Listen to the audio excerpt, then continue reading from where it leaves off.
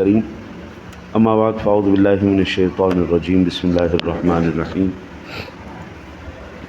وعن عائشہ قالت كان رسول اللہ صلی اللہ علیہ وسلم يقبل ويباشر وهو صائم وكان املككم بعربه متفق علیہ۔ حضرت امی عائشہ صدیقہ طیبہ طاہرہ رضی اللہ تعالی عنہ پاکیزہ کردار کی مالکہ، سچے باپ کی بیٹی، وہ فرماتی ہیں کہ رسول اللہ صلی اللہ علیہ وسلم روزے کی حالت میں بوس و کنار کر لیتے تھے اور حضور اپنی نفسی حاجت پر سب سے زیادہ مالک اور قادر تھے۔ اس کو امام بخاری نے اور امام مسلم نے نقل کیا ہے۔ اس حدیث پاک کی شرح سے پہلے میں یہ ایک بات وضاحت سے عرض کرتا چلا جاؤں۔ ہمارا اسلام مکمل کامل اکمل دین ہے۔ ہمارے اسلام کو کسی سے کوئی چیز حاجت لینے، عاریتاً لینے کی یا چوری کرنے کی یا نقل کرنے کی ضرورت نہیں ہے۔ اسلام کے اندر ہر وہ چھوٹی سے چھوٹی چیز بھی سکھائی گئی ہے جس کے لیے کسی بھی مذہب میں کوئی تعلیمات نہیں۔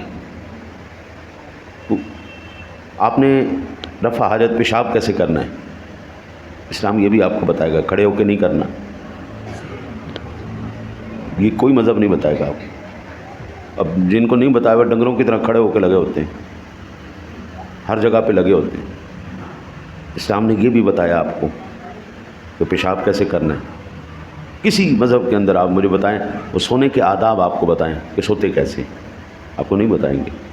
اسلام نے بتایا ہے اللہ کے بندے سیدھی کروٹ پہ سو، ہتھیلی کو اپنے یہاں پہ رکھ کے سو، پھر اس کے بعد دائیں کروٹ لو، الٹا نہیں لیٹنا۔ آج آپ کی کسی بھی مذہب کی کتاب میں یا تعلیمات میں آپ کو کہیں پہ پتہ چلے گا؟ وہ کافروں نے تانا مارا صحابہ کو، یہ کون سا مذہب ہے جس کے اندر پیشاب کرنا بھی بتاتے ہیں؟ یہ کون سا مذہب ہے؟ تو صحابہ نے آگے سے تانا مارا، تمہارا ایسا مذہب ہے جو تمہیں پیشاب کرنا بھی نہیں سکھاتا۔ آگے سے یہ جو آپ کے اوپر اعتراض کرے آپ اس کے اوپر اعتراض کریں، تمہارا مذہب کیا سکھا رہا ہے؟ یہ پاکیزگی اور حیا کا دین ہے۔ اور اگر خدا کی قسم یہ ازواج مطہرات، یہ قرآن نے ہمیں پہلے کہا ہے وَأَزْوَاجُهُ أُمَّهَاتُهُمْ، یہ تمہاری مائیں ہیں۔ اور ماں اپنے بچے کو پیشاب کرنا بھی سکھاتی ہے، بیٹھنا بھی سکھاتی ہے، سارا کچھ کرنا سکھا۔ ماں شرم نہیں کرتی، ماں شرم کرے گی بچے کی تربیت نہیں ہوگی۔ اسلام اگر کسی مسئلے میں شرم کرے گا تو مسلمان کی تربیت نہیں ہوگی۔ مسلمان کی تربیت کے لیے ضروری تھا کہ ہر چیز کو کھول کے بیان کیا جائے۔ آج بچے بے شرم کیوں پیدا ہو رہے ہیں؟ آج بچے نافرمان کیوں پیدا ہو رہے ہیں؟ آج آپ کے بچے ضدی کیوں پیدا ہو رہے ہیں؟ اب چاہ کے بھی بچوں سے ضد نہیں چھڑوا سکتے، تابعدار نہیں کر سکتے، ان کی زبان کے اوپر آپ قابو نہیں کر سکتے۔ گالم گلوچ، لڑائی جھگڑا، ضد، اناد، آپ ان سے چھڑوا نہیں سکتے۔ کیوں؟ وجہ صرف ایک ہے کہ بابو آپ کو صحبت کرنی نہیں آتی۔ جو اسلام نے آداب آپ کو سکھائے تھے وہ آپ کو نہیں معلوم۔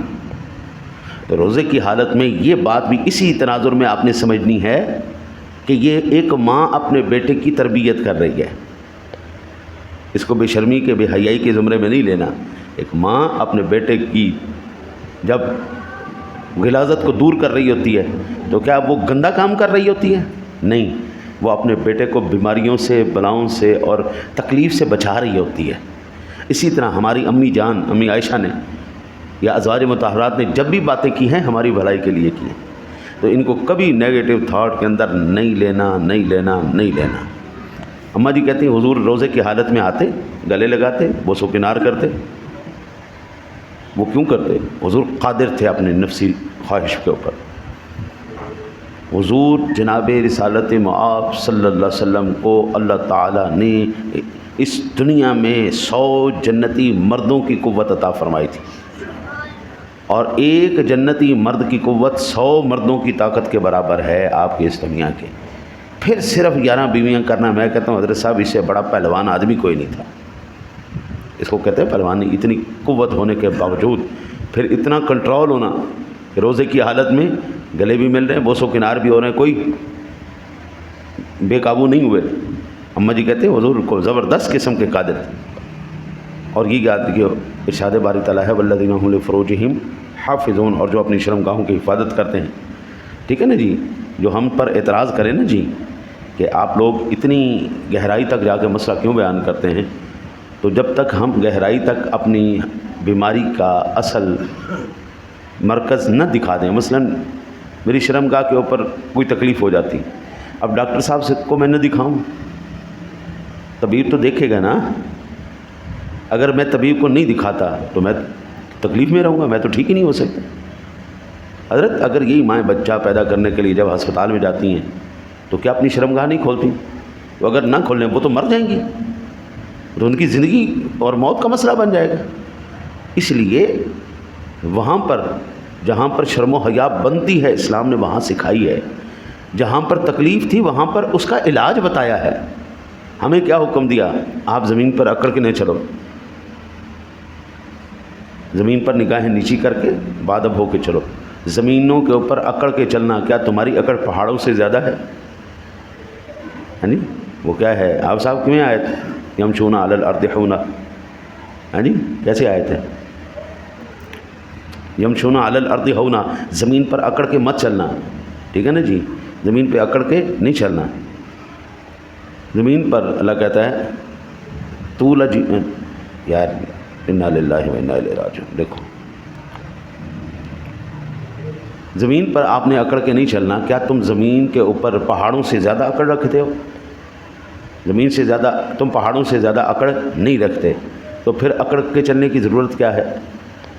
بیت اللہ شریف آپ جاتے ہیں عمرے کے لیے، حج کے لیے، حج کے دنوں میں عورتیں اور مرد وہاں پہ اکٹھے طواف کر رہے ہوتے ہیں. عورتوں کے لیے کیا حکم ہے؟ چہرے کو کھلا رکھو، چہرہ ڈھانپا نہیں جائے گا، ہاتھوں کو کھلا رکھو. مرد کے لیے کیا حکم ہے؟ نگاہوں کو نیچے رکھو. وہ اللہ کی بندیاں ہیں، یہ اللہ کے بندے ہیں، یہاں پر آئے ہیں اپنی بخشش کے لیے. یہ ہے نفس پہ کنٹرول سکھانا کہ سب کچھ ہونے کے باوجود خبردار تو نے نگاہ کو اوپر نہیں اٹھانا. خبردار. یہ جتنی بھی ایسی روایتیں آپ کو ملے گی وہ تمام کی تمام. اب اگلی حدیث پاک قالت کان رسول اللہ صلی اللہ علیہ وسلم یدرک الفجر فی رمضان وهو جنوب من غیر حلم ویغتسل ویصوم متفق علیہ. حضرت ابو ہریرہ ہی روایت کرنے والے ہیں، کہتے ہیں کہ نہیں بلکہ ام المؤمنین امی عائشہ ہی روایت کرتی ہیں کہ رسول اللہ صلی اللہ علیہ وسلم کو رمضان میں بحالت صبح جنابت میں ہوتی تھی، احترام کے بغیر آپ غسل کرتے اور روزہ رکھتے. آپ کے اوپر کتنی نمازیں فرض ہیں؟ 5 نمازیں. نبی اکرم صلی اللہ علیہ وسلم پر 6 نمازیں فرض تھی. حضور کے اوپر 6 نمازیں. وَمِنَ اللَّيْلِ فَتَهَجَّدْ بِهِ نَافِلَةً لَكَ عَسَىٰ أَن يَبْعَثَكَ رَبُّكَ مَقَامًا مَحْمُودًا. تہجد کی نماز بھی حضور کے اوپر فرض تھی. تو امہات المومنین کہتی ہیں حضور تہجد پڑھتے رمضان کی راتوں میں، پھر ہمارے ساتھ آ کے حاجت فرماتے، اور اسی حالت میں صبح فجر کی اذان ہو جاتی، یعنی صبح پوپ پھوٹ جاتی. تو پھر حضور نبی اکرم صلی اللہ علیہ وسلم روزہ بھی رکھتے. اس کا مطلب یہ ہوا کہ اگر کوئی بندہ جنابت کی حالت میں ہو تو سحری میں وقت کم ہو تو بندہ کھانا کھا لے، غسل بعد میں کر لے. یہ بھی بخاری اور مسلم کی یہ حدیث پاک. ٹھیک ہے جی. حضور نبی اکرم صلی اللہ علیہ وسلم کو کبھی زندگی میں احترام نہیں ہوا. حضور کو زندگی میں کبھی احترام نہیں ہوا.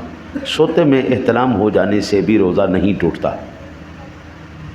اچھا، صرف حضور ہی کو نہیں بلکہ میرے کریم آقا جی علیہ نبی علیہ الصلوۃ والسلام کی حیات مبارکہ کے اندر جتنی ازواج آپ کے نکاح میں آئیں کسی ایک زوجہ کو بھی احترام نہیں ہوتا تھا.